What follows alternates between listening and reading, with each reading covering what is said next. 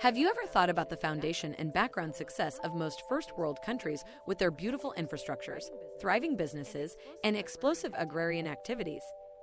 Take China, London, and New York, for example. What do all of these cities have in common, you may ask? Well, it turns out, all of their triumphs or fiascos, economic explosions or downfalls, even population increase or food crisis might soon be influenced by the nation of Morocco. Perhaps not for the reasons that you might consider, but sooner than later, this future economic progression was probably defined by a tiny little creature a few centuries ago. Wondering what creature that might be? This creature is the bat. Yes, you got that right, the bat. We consider bats as things that both regulate insect populations, as well as creatures that spread uncommon diseases. However, a couple of hundred years ago, bats were discovered to do something more. Something phenomenal that would shape our world forever without most people recognizing the change. In 1802, European explorer Alexander von Humboldt was traveling through the Peruvian lands when he unearthed a miraculously strange discovery. The thing is, the Peruvian lands never looked like they were suitable for large-scale agriculture, but yet their fields were filled with fresh, healthy, and blooming crops. He tried to find out the reason for this, and that is when he made his discovery. He quickly learned that the Peruvian people had been gathering a substance called guano. Guano is the defecation of bats and some seabirds, and the Peruvians were using this to spread along with their crops for several thousand years.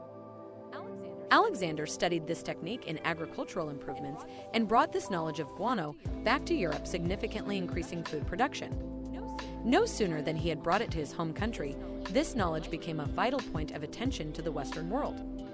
This discovery of guano was luring other nations because food production grew in the United States and Europe, and all of a sudden these Western nations went from having a minor shortage of food to having an enormous surplus of food, which was more than enough to feed all of its citizens and extra people. In fact, guano's impact on boosting food production became a big deal, so much so that several wars were fought over guano, like the Chinchilla Islands War of 1864 and the War of the Pacific in 1879. The United States became so infatuated with guano that it passed the Guano Islands Act, which permitted any American citizen to claim and annex any island that had any substantial amount of guano on it. And as expected, they did lay claim to approximately 70 of such islands, mostly in the Pacific Ocean area. You see, guano became so essential to the economic population and industrial growth of the Western world, and perhaps became the most vital resource in the entire world. However, in 1913, Fritz Haber discovered an innovative formula to manufacture an artificial version of guano that we call fertilizer today. Yes, he did, and this one event, the discovery of fertilizer, became a pivotal turning point in the explosion of the world's population, which became known as the detonator. Shortly after this innovation, starvation in nations that used fertilizer became rarer, and the world's population boomed from 1.6 billion to 7.7 billion over the next 100 years. Food production and crop harvests instantly doubled in many towns that used fertilizer. Many nations with typically incongruous locations for agriculture, like the northern European countries, such as Norway, all of a sudden were able to sustainably grow crops in more areas as well. Eventually, every single country's economic and population growth was indirectly grown by the food surplus created from the used fertilizer. In fact, it is projected that roughly 50% of all nitrogen in your body is directly from fertilizer that farms use to produce food. Well, enough about history. How does this invention affect us today? Fertilizer has permitted many countries to grow, and in some cases become superpowers of the world where nearly all of their citizens are well-fed and have very little food insecurity. But in 2010, some scientists began noticing something disturbing. The compound responsible for a ton of the growth that humanity has witnessed over the last 2 centuries might actually be running out. That's because our fertilizer, which has grown our entire civilization over the last 100 years, needs 3 things. If you are still watching this video, it means you love watching content around African development. If you do, then do us a favor and hit that thumbs up button. It helps us grow and helps more people see our videos. Have you done that? Let's move on. The very first of which is a nitrogen-based compound. The second is phosphate, and the third is a potassium-based compound. Interestingly, two of these compounds, phosphate and potassium, or in their raw form potash, we cannot create from scratch. You see, potash is a non-renewable resource that is largely controlled by just 4 countries. Canada is by far the world's largest producer of potash, with over 1/3 of the world's potash coming from Canada. Russia, Belarus, and China produced between 10 and 20% of the world's potash, while each and every other nation in the world collectively produces only about 19% of the world's potash. Let's reflect on that for a second. Essentially, 4 countries control one ingredient that will dictate who is or isn't allowed to produce fertilizer.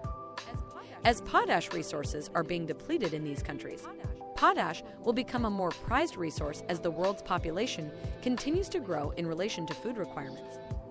Now, the world isn't likely going to go through a potash shortage in the next 100 years or so. Matter of fact, our potash reserves could last for several hundred years before any shortages. However, phosphate, one of those 3 key ingredients, is an absolutely different case. Since 2010, there has been a fiercely contested debate about when, other than if the world will run out of phosphate reserves.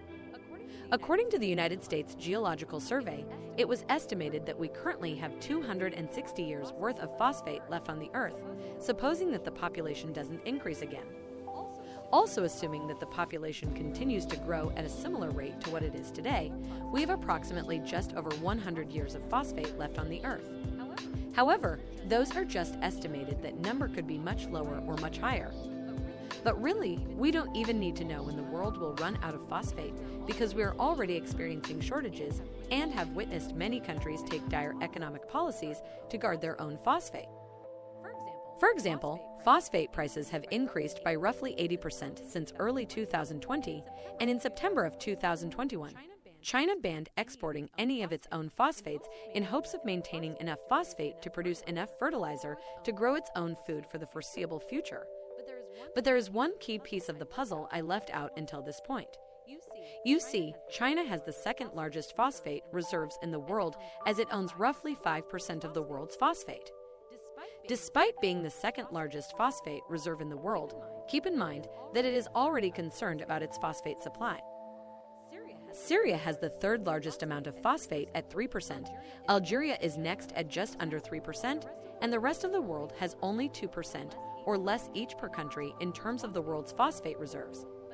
But then at number 1, there is the country of Morocco. You see, Morocco owns a massive 70% of the world's phosphate, and let's ponder about that for a second. One nation owns 70% of a resource that can determine which other nations will be able to feed their populations. In fact, within the next decades, the world's food supply could become reliant upon whoever Morocco chooses to trade with or who they choose not to trade with.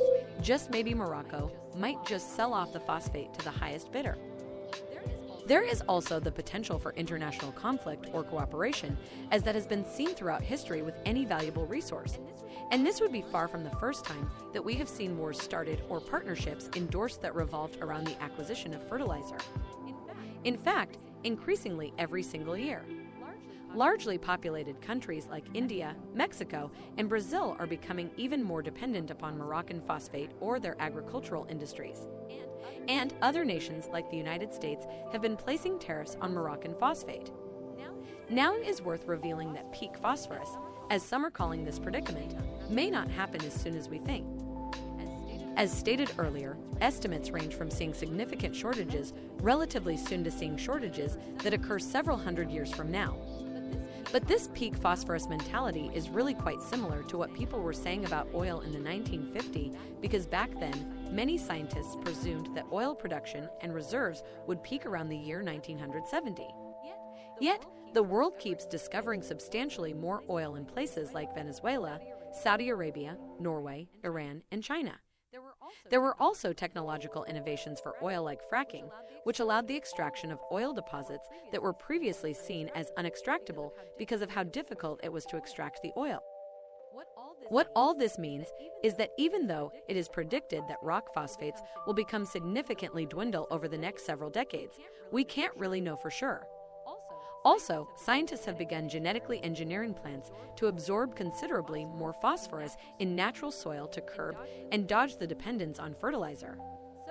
So far, those experiments have seen minor successes, but at the end of the day, the entire world might bore its fertilizer, something that has never been seen before in the history of the world.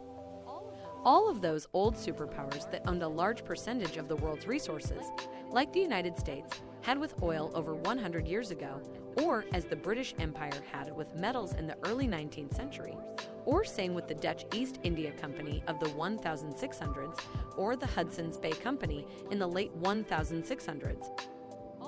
All of these monopolies could thin out in comparison to Morocco's monopoly on phosphates in the world's fertilizer. It is also worth mentioning that part of Morocco's phosphate reserves are currently in an occupation zone in Western Sahara, meaning that a lot of those deposits are already in a conflict zone, which could be a sign of things to come. Now, if you enjoyed this video, you may as well like, comment, and hit the bell notification to get notified about our new videos.